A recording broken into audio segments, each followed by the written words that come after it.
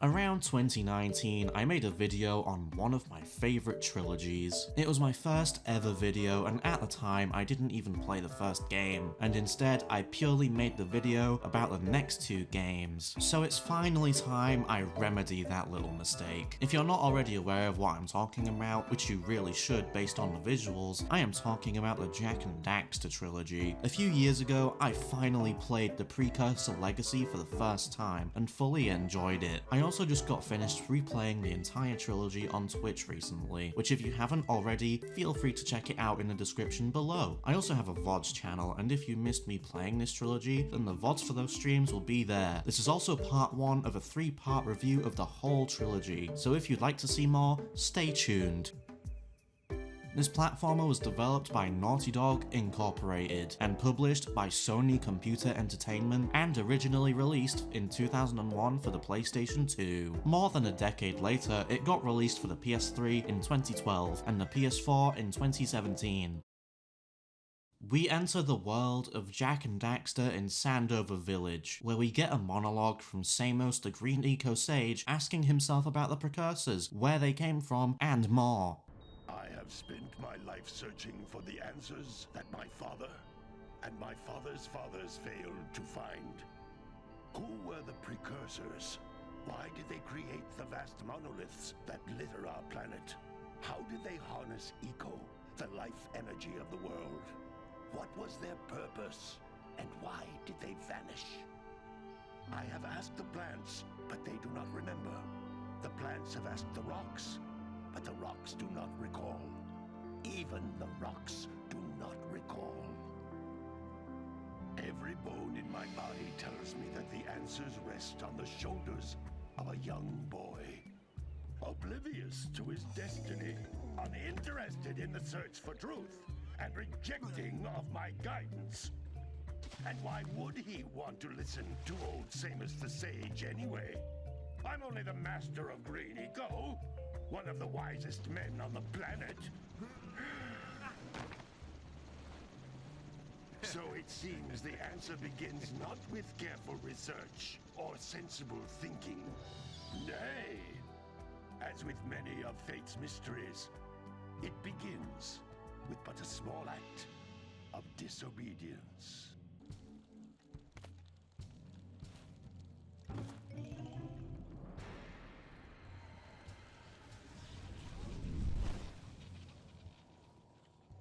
Continue your search for artifacts and eco. If the locals possess precursor items, you know what to do. Deal harshly with anybody who strays from the village. We will attack it in due time.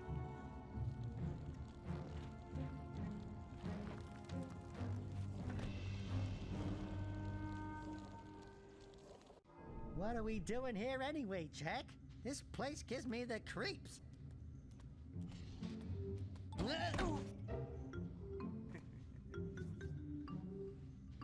Huh? Oh, stupid precursor junk.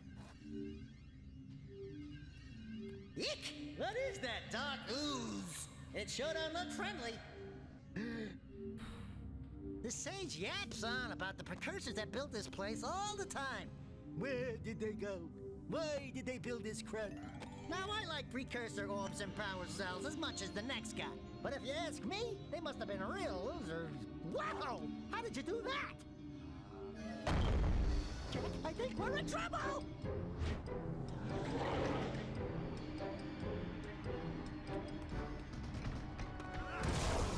Ow!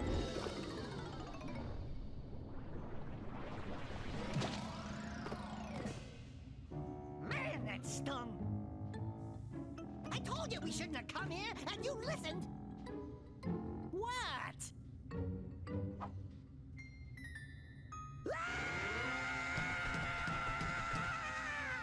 Okay. I'm fine.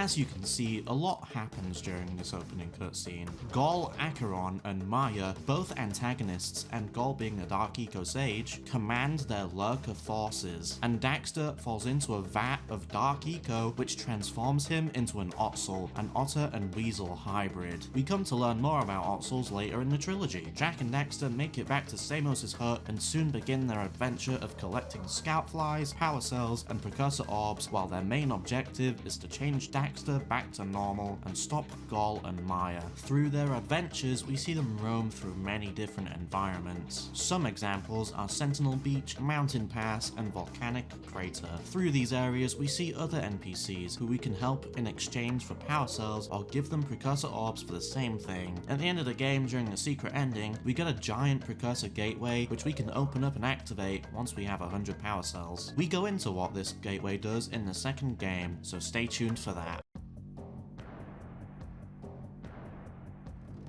The gameplay is as you'd expect, a 3D platformer where you complete tasks for NPCs in exchange for collectibles. As said previously, the collectibles include power cells, precursor orbs, and scout flies. You find 7 scout flies in each area to get an extra power cell, and you spend X amount of precursor orbs to get more. Most power cells give you a different objective. Some you can find randomly in the world, and some can even be found by defeating your enemies. This game, like the next two, occasionally offers you humorous dialogue from Daxter and even some of the Eco Sages. Not to mention, the in-game world is pretty seamless as the devs created it without the use of any loading screens, and this idea still continues through the whole trilogy. There's also a small variety of enemies. Some that come to mind are the bone armor lurkers in Misty Island and the gnawing lurkers in the caves. There are even bosses like Claw and the Dark Eco plant. In the game, there are also different variations of Eco which you can use on your quest in completing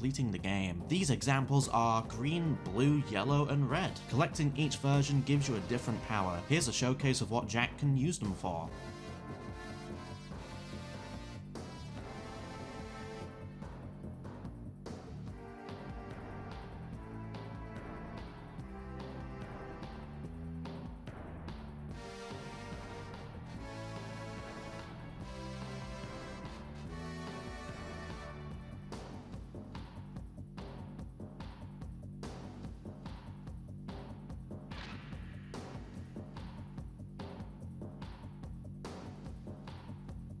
Here are my final thoughts on the first game. Honestly, I pretty much loved it. I was very satisfied with collecting everything in the game and rolling around having a blast. I enjoyed the world that you get to play in before the events of the next Jak game, as it shows you a look into the past and Jak's life before it changes forever. This game even has a fan-made PC port called Open Goal, which you can play for yourself using your own copy of the game. There's even a multiplayer mod that allows you for up to 4 players, and it seems like fun. The Open Goal team even plan on making PC ports for the next 2 Jak games, which I'm honestly excited for. To end off part 1 of the Jak and Daxter Trilogy review, I give the Precursor Legacy a 7 out of 10, as it's really fun and is a good start to a brilliant but crazy franchise.